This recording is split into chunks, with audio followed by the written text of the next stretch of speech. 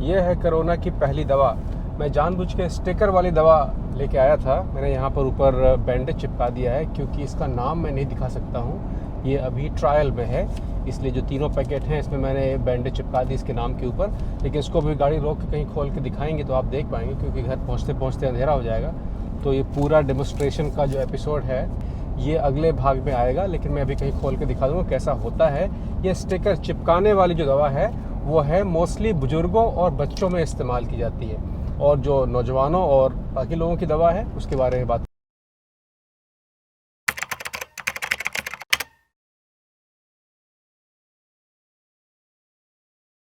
करेंगे।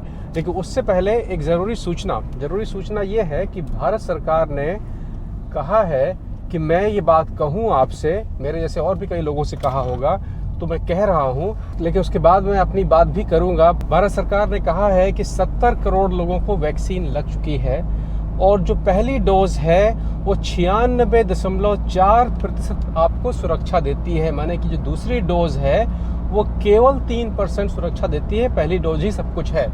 तो 70 करोड़ लोगों को वैक्सीन लग चुकी है सरकार के हिसाब से, और जो दूसरी डोज है उससे केवल 4% की सुरक्षा मिलती है। ये तो था उन्होंने जो मुझसे कहने को कहा, मैंने आपसे कह दिया। और ये बहुत अच्छी बात है कि हम लोग 70 करोड़ के नंबर तक पहुंच गए हैं, लेकिन बड़े खेद के साथ मुझे कहना पड़ता है कि ये झूठ है। झूठ ये है कि 70 करोड़ लोगों को वैक्सीन तो लग गई है, लेकिन केवल एक डोज लगी है। इसीलिए सरकार ने एक और नया झूठ बनाया है कि 96.6% सुरक्षित है। ये गलत बात है, ये सिरे से गलत बात है। जब तक आपको दोनों डोज नहीं लगेंगी आप सुरक्षित नहीं हैं। इस बात को आप बहुत ध्यान से समझ लें, कोई गलती इसमें ना करें। जो वैक्सीन है, पूरी दुनिया में जो भी वैक्सीनें हैं, सारी की सारी वैक्सीन अभी अंडर ट्रायल हैं। आप लोग जब वैक्सीन के लिए अप्लाई करते हैं तो कुछ बटन को दबाते होंगे एक्सेप्ट करके, या शायद आपको बताया ही ना जाता हो। उन बटनों में, उन फॉर्म में ये साफ साफ लिखा होता है कि ये वैक्सीन अंडर ट्रायल है। तो जो पहला शॉट दिया जाता है वो जानबूझ के छोटा शॉट दिया जाता है, सिर्फ ये देखने के लिए कि आने वाले अगले 2 से 4 हफ्तों में, जो भी आपके यहाँ का समय चल रहा हो, पूरी दुनिया में 2 हफ्ते का है, अपने यहाँ शायद 4 हफ्ते का है, कि आने वाले 2 से 4 हफ्ते में आपके शरीर में कोई खराब प्रतिक्रिया तो नहीं हो रही है, कोई रिएक्शन तो नहीं हो रहा है। जब कोई रिएक्शन नहीं हो रहा होता है तब मेन शॉट, मतलब कि जो बड़ी वाली शॉट है वो दी जाती है। उसके लगने के बाद जो भारत की वैक्सीन है उसमें आप 70%, और फाइजर और जो मॉडर्ना है इनका क्लेम है 80 से 85% आपको सुरक्षा मिलती है। और सुरक्षा मिलती है कि आपकी मौत नहीं होगी, मतलब कि आपको इन्फेक्शन तो हो सकता है लेकिन उतना दूर नहीं जाएंगे कि आपको राम नाम सत्य होने का हिसाब किताब हो जाए। तो जो भारत सरकार कह रही है कि एक शॉट इंजेक्शन 96.7% की सुरक्षा देता है, तो ये सिरे से गलत है। ये सरकार का एक बहुत ही धोखा देने वाला स्टेटमेंट है। कई बार देखा गया है कि सरकार जब भी कुछ कहती है उसमें जो वो कह रही होती है वो सही मतलब नहीं होता, उसके पीछे तमाम मतलब होते हैं। तो इस वैक्सीन के एक डोज के ऊपर मेरे अपने ये 2 विचार हैं, और दोनों बड़े स्वार्थी विचार हैं जो आपके लिए सही नहीं है। पहला ये हो सकता है कि भारत सरकार के पास में पर्याप्त मात्रा में वैक्सीन नहीं है, तो सरकार चाहती है कि जल्द से जल्द सबको वैक्सीन एक डोज लग जाए कम से कम, क्योंकि जो तीसरी लहर आ रही है उसमें अगर वही हालत हुई जो साल के शुरुआत में हुई थी तो सरकार कह सकती है कि हमने तो भाई वैक्सीन लगाई थी, अब नया वेरिएंट आ गया है तो उसमें ये समस्या है और वो समस्या है। आप बिल्कुल ये तय करके मान के चलें कि जब तक दोनों डोज नहीं लगेंगे वो आपको सुरक्षा नहीं देती है। आपने एक कार खरीदी है और आपको 1 पहिए की डिलीवरी हो गई है, अभी 3 पहिया बाकी हैं, और डिलीवरी देने वाला कह रहा है हमने तो डिलीवरी दे दी, तो वो बात सही नहीं है। तो पहला, मुझे लगता है कि शायद सरकार के पास पर्याप्त मात्रा में वैक्सीन नहीं है, लेकिन मैं इसको नहीं मानता हूँ। सरकार के पास बहुत अच्छे संयंत्र हैं, पर्याप्त मात्रा में वैक्सीन है। दूसरा, जो मैं ये सोचता हूँ कि सरकार जल्दी से जल्दी वैक्सीन को एक्सपोर्ट करना चाहती है, विदेशों में बेचना चाहती है, भेजना चाहती है, वहाँ से अच्छी कमाई हो सकती है। लेकिन अगर ये बात सच है तो ये एक बहुत बड़ा धोखा होगा भारत की जनता के साथ में। वो तो समय बताएगा। अगर आप सुन रहे हैं कहीं कि भारत सरकार ने वैक्सीन को एक्सपोर्ट करना शुरू कर दिया है क्योंकि वो कहते हैं कि एक काफ़ी है, तो ये बहुत बड़ा झूठ है। मुझे उम्मीद है कि बहुत जल्दी आप लोगों को दोनों वैक्सीन लग जाएंगी। जब तक आपको दोनों डोज ना लगे, अपने आप को आप सुरक्षित मत मानिएगा, सारे नियम कायदे मान के चलिएगा। कोई भी वैक्सीन 96% तो सक्सेसफुल है ही नहीं।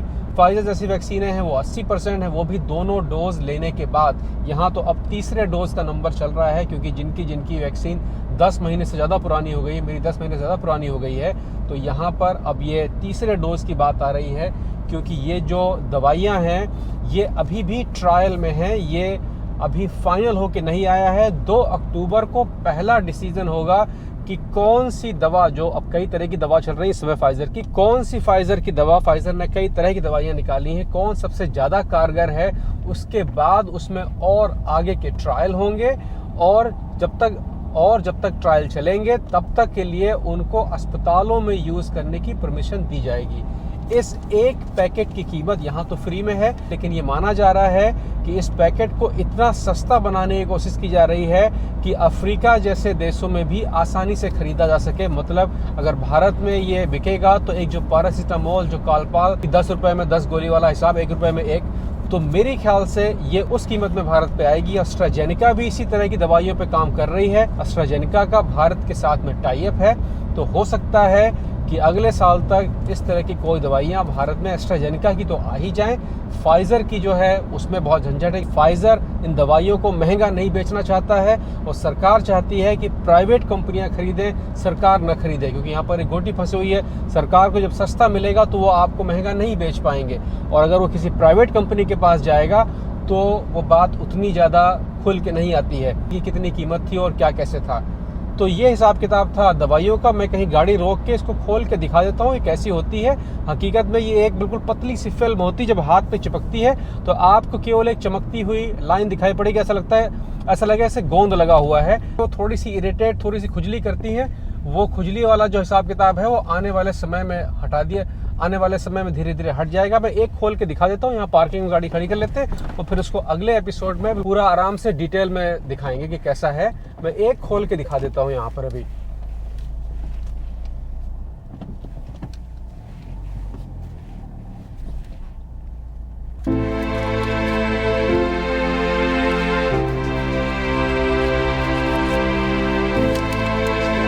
इसके अंदर ये है, इसको जब ये लगाना होता है तो इसमें डबल स्टिकर है। तो जरा चश्मा लगा लो, मुझे नहीं दिखेगा नहीं तो फिर।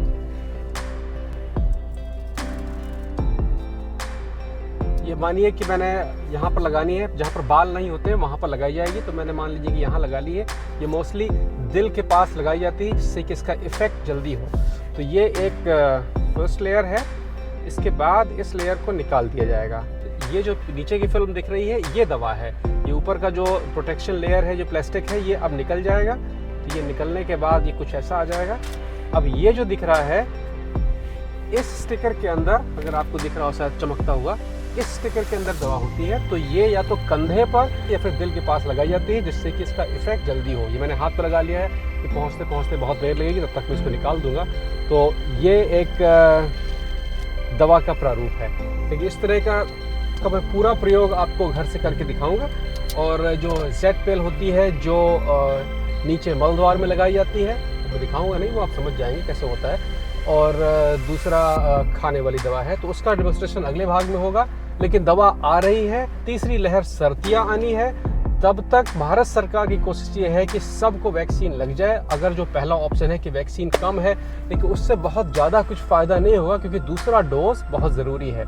तो आज का यहाँ तक का हिसाब किताब था। आने वाले भाग में इन तीनों दवाओं का डेमोन्स्ट्रेशन, कैसी दवाइयाँ हैं, इसके अंदर क्या क्या चीज़ें हैं, कोशिश करेंगे कि इनका कोड नाम आपको बता सकें। हालांकि अभी मुझे कहा गया है मत बताइए, तो कोशिश कर रहा हूँ कोड नाम की अगर मुझे कोई इजाज़त मिल जाए तो मैं आपको बता दूँगा, शायद वहाँ पे और कोई रास्ता निकल सके। और अगर आप लोग दवाओं के सप्लायर हैं तो कृपया संपर्क करें। क्या पता इस तरह की दवाओं को भेजने की परमिशन मिल जाए और उसमें आप लोग को सहयोग कर सकें। आज का यहीं तक, मिलते हैं अगले भाग में।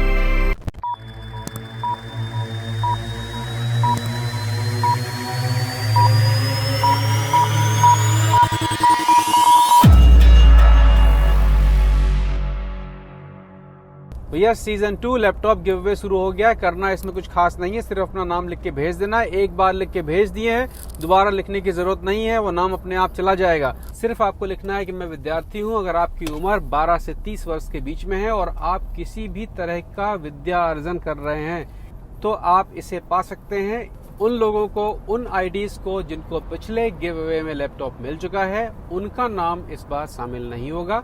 बाकी सबका वेलकम है।